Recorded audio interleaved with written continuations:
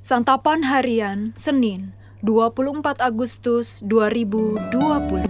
Hari ini kita akan membaca Kolose pasalnya yang pertama, ayat yang pertama hingga ayatnya yang ke-14. Namun kita akan membacanya pada ayatnya yang ke-9 hingga ayatnya yang ke-14. Sebelumnya, mari kita berdoa. Saat ini kami siap menerima sabda-Mu. Di dalam Yesus Kristus kami berbakti. Amin. Kolose 1 ayat 9-14. Sebab itu, sejak waktu kami mendengarnya, kami tidak berhenti-henti berdoa untuk kamu.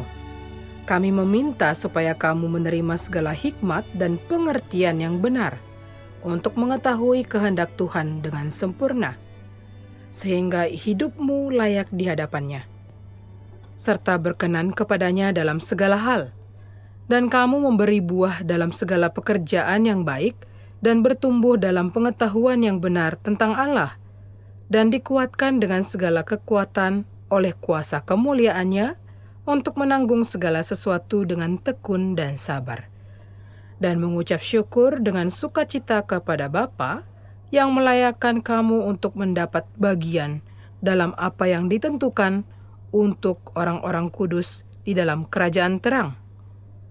Ia telah melepaskan kita dari kuasa kegelapan dan memindahkan kita ke dalam kerajaan Anak-Nya yang kekasih.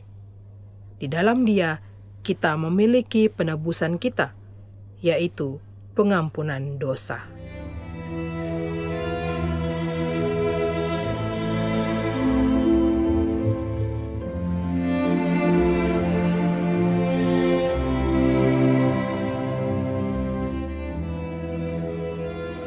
Sahabat Santapan Harian, sebagai orang Kristen, ada banyak hal yang dapat membuat kita meninggalkan iman kepada Yesus Kristus.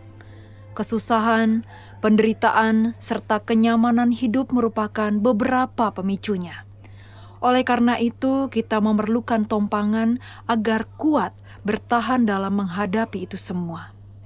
Dengan kesadaran ini, Paulus menulis surat kepada jemaat di Kolose. Meskipun sedang mendekam di penjara, ia menguatkan jemaat di Kolose. Saat itu mereka sedang bertumbuh dalam iman. Namun di saat bersamaan, mereka juga menghadapi rupa-rupa pengajaran sesat. Dalam surat ini, Paulus menegaskan kepada jemaat bahwa ia begitu bersyukur kepada Allah akan keadaan mereka. Paulus dan Timotius tidak henti-hentinya berdoa untuk pertumbuhan mereka agar menerima hikmat dan pengertian yang benar dalam mengetahui kehendak Tuhan. Doa adalah nafas kehidupan Kristen. Melalui doa, Allah bisa bekerja secara ajaib. Paulus memberikan sebuah perspektif mengenai doa.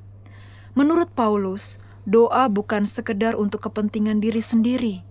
Paulus menunjukkan kepada kita bahwa mendoakan orang lain juga harus mendapat porsi yang besar dalam doa pribadi. Doa adalah sumber kekuatan bagi orang percaya, khususnya bagi mereka yang sedang terguncang imannya.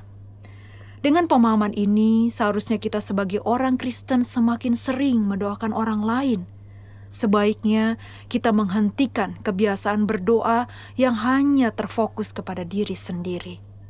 Kita seharusnya lebih sering menyediakan waktu untuk mendoakan gembala gereja, misionaris, anak Tuhan yang sudah lama tidak bergereja, jemaat yang baru saja bertobat, mereka yang sedang bergumul, dan sebagainya. Dengan demikian, kita telah mencontoh Rasul Paulus, yaitu mendoakan jemaat agar kuat dalam menjalani iman Kristen. Jadi dalam doa, kita tidak hanya berfokus pada kenyamanan diri sendiri saja, tetapi juga penderitaan atau kesusahan hidup orang lain.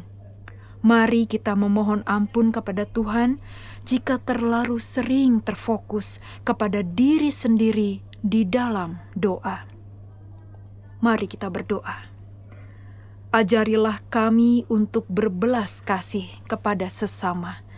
Di dalam kasih-Mu ya Kristus, kami memohon. Amin.